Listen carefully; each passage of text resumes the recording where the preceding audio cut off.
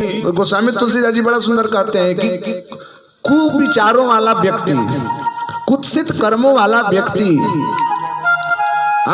कुत्सित स्वभावों वाले व्यक्ति यदि सत्संग में भी जुड़ जाएं, सत्संगियों में भी जुड़ जाएं, तो महाराज कुछ क्षण के लिए अपना स्वभाव बदल सकते हैं। जैसे बोलते हैं ना कि उहे सियरा भेष बदल लेबा, वो भेष बदल सकता है लेकिन बाद में कह देगा मिटहीन मलिन स्वभाव अभंगु दृष्टवा बिना परिवर्तित जीवने।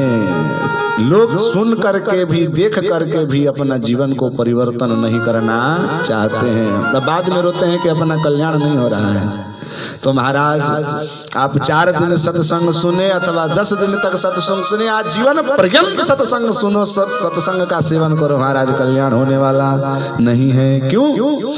क्योंकि सायस्य प्रकृति स्वभाव जनिता के नापि नो मुंचति। जिसका जो प्रकृति, जिसका जो स्वभाव बन चुका है वो जल्दी छूटता नहीं है।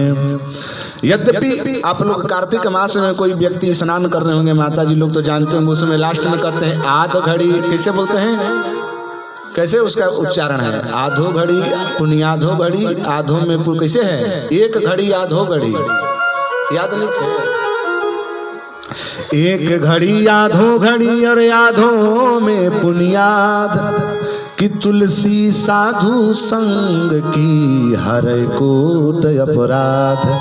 कहते हैं कि एक घड़ी अथवा आधा घड़ी, अरे एक क्षण भी यदि व्यक्ति सत्संग कर ले, तुलसी साधु संग की मिटे कोटि अपराध, प्रत्येक अपराध, प्रत्येक पाप आपका तत्क्षण भस्मीभूत हो जाएगा यदि आप तन से, आप यदि अपने हृदय के भावना से, हृदय की वेदना से यदि आप सत्संग का सेवन करोगे तब।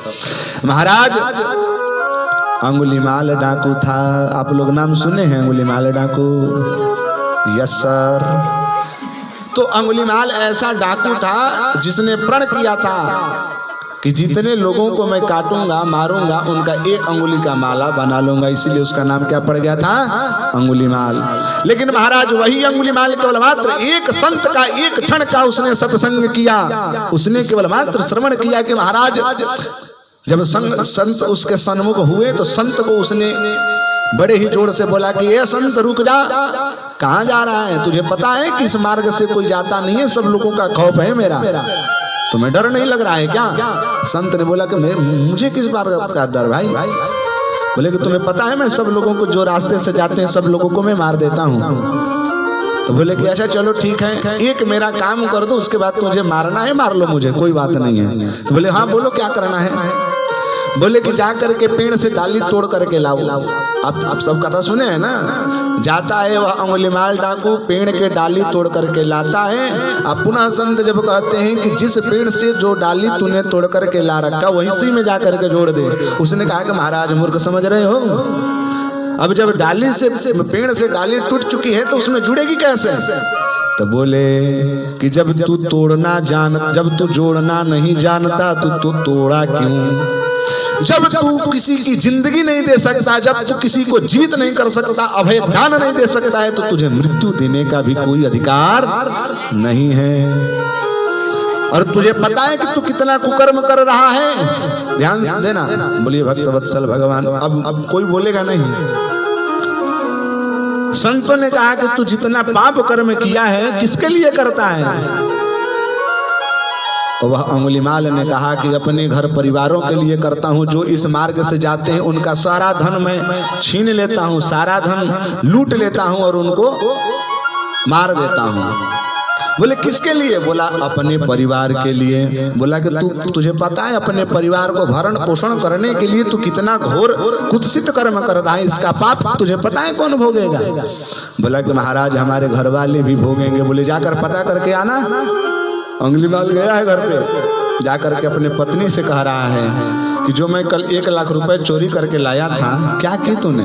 बोले कि ज्यादा तो कुछ नहीं की, शॉपिंग की और थोड़ा सा एक वो बना रखी हूँ, क्या बोलते हैं उसको, गले में पहनने वाले को क्या कहते हैं, हार, नेकलेस, और साड़ी सूट आदि खरीद रखी हूँ। बोले कि चलो ठीक है, 1 लाख रुपए तो तूने खर्च कर ली, लेकिन एक संत मुझे मिले हैं, साधु बाबा कह रहे हैं कि जो 1 लाख रुपए चोरी करने में जो मुझे पाप लगाए, क्या पाप का भागी बनोगी तुम?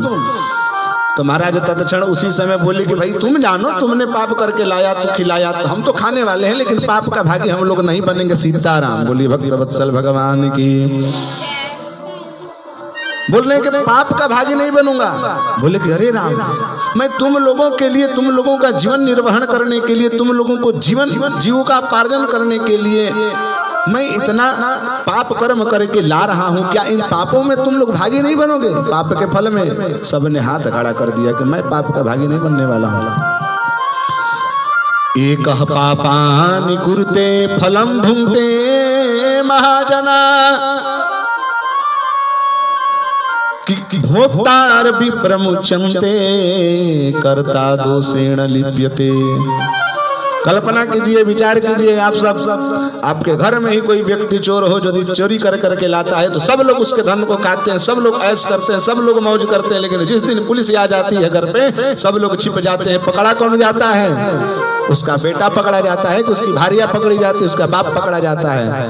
जिसने चोरी किया है महाराज वही पकड़ा जाता है। एक पापानि कुरुते फलम भुंक्ते महाजना, पाप किए हुए कर्मों का जो पाप उपार्जित जो धन है, उस धन का सब लोग उपभोगित करते हैं, लेकिन भोक्तारोपि प्रमुच्यन्ते, जिसने खाया पिया सब लोग छूट जाते हैं, भाग जाते हैं। कर्ता दोषेण लिप्यते, उस पाप के फल का भागी बनता है वही करता।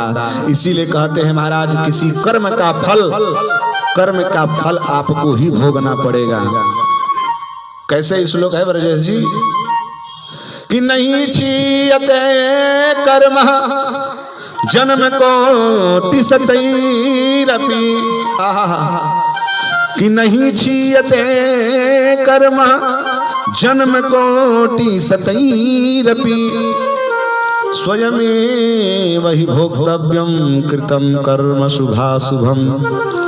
चाहे करोड़ों जन्म आप ले लो, लेकिन आपके किए हुए कर्म का फल आज न कल आपको मिल जाने वाला है। स्वयमेव हि भोक्तव्यम, वो चाहे मैं हूँ, भले ही मैं उपदेश दे रहा हूँ आपको लग रहा है पंडित जी बहुत विद्वान हैं अथवा पंडित जी बहुत शुद्ध होंगे, वो शुद्ध हूँ चाहे अशुद्ध हूँ, ये आप लोग को पता नहीं है कि मैं कैसा हूँ।